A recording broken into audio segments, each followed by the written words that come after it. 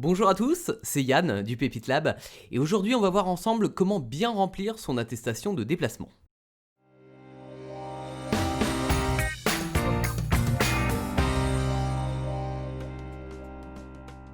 Fini les papiers à aller chercher en mairie, fini les photocopies à faire, grâce à votre smartphone vous allez pouvoir faire ça rapidement et simplement quand vous le voulez.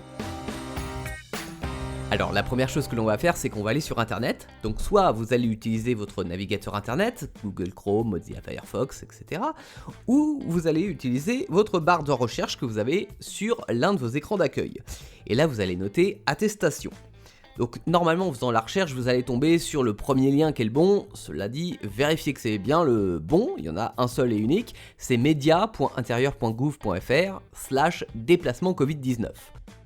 Vous voilà donc prêt pour remplir les champs, ce qu'on appelle les champs, ce sont les petites cases qu'il y a en dessous, votre prénom, votre nom et votre date de naissance.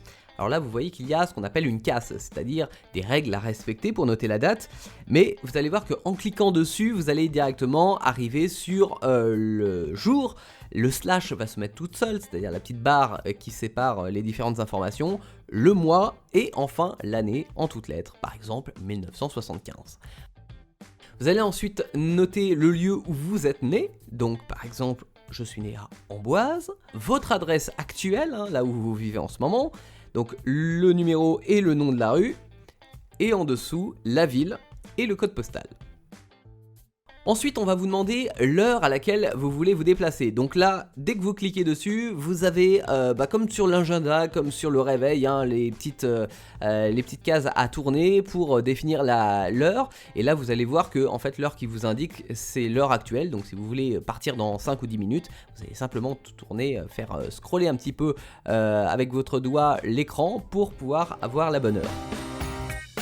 Allez, maintenant complétons la bonne case. Donc si vous devez aller au travail ou dans un centre de formation, vous avez un concours à passer, vous allez cocher la première case, c'est-à-dire déplacement entre le domicile et le lieu de l'activité professionnelle. En sachant que si vous avez une attestation employeur, que vous avez déjà en votre possession, vous n'aurez pas besoin de remplir cette attestation, vous aurez simplement à présenter l'attestation employeur aux autorités si on vous le demande. Alors ok, on est confiné et on va éviter à tout prix de se déplacer, cela dit on va être obligé de sortir quand même pour aller faire les courses. Donc si c'est pour aller au magasin ou pour récupérer les commandes qu'on a faites par le drive, eh bien on va cocher la deuxième case, et c'est aussi valable si on doit aller chercher la fameuse agrafeuse au magasin pour notre chef. Maintenant, si vous avez un rendez-vous chez le médecin, à l'hôpital, ou qu'il vous faut aller chercher des médicaments à la pharmacie, vous allez cocher la troisième case et vous allez prendre aussi le soin d'emmener avec vous une convocation ou votre ordonnance si vous en avez une, ce qui vous permettra de justifier plus facilement si vous vous faites arrêter. Alors, le but du confinement, je le rappelle, c'est de nous protéger et puis aussi de protéger la santé des autres. Donc on va éviter au plus possible d'aller voir ses proches et sa famille. Cela dit, des fois on a tout de même besoin parce que ces personnes sont fragiles, ils ont besoin de notre aide, même pendant le confinement. Donc si ça arrive, on va cocher la case suivante et puis on va pas oublier de mettre son masque et de respecter les gestes barrières parce que on est là pour l'aider.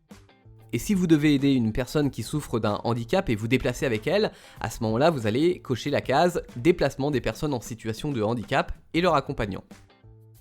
Si l'ambiance à la maison commence à être un petit peu, disons, pesante, vous allez pouvoir sortir. Mais alors attention, pas plus d'une fois par jour et pas plus d'une heure.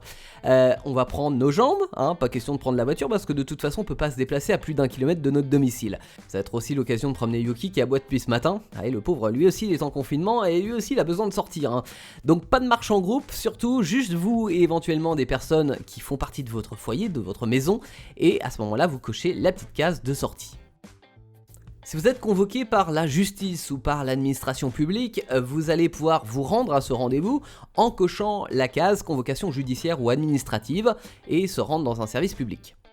Même cas de figure si l'administration vous ont demandé de participer à des missions d'intérêt général, à ce moment-là, c'est cette case-là.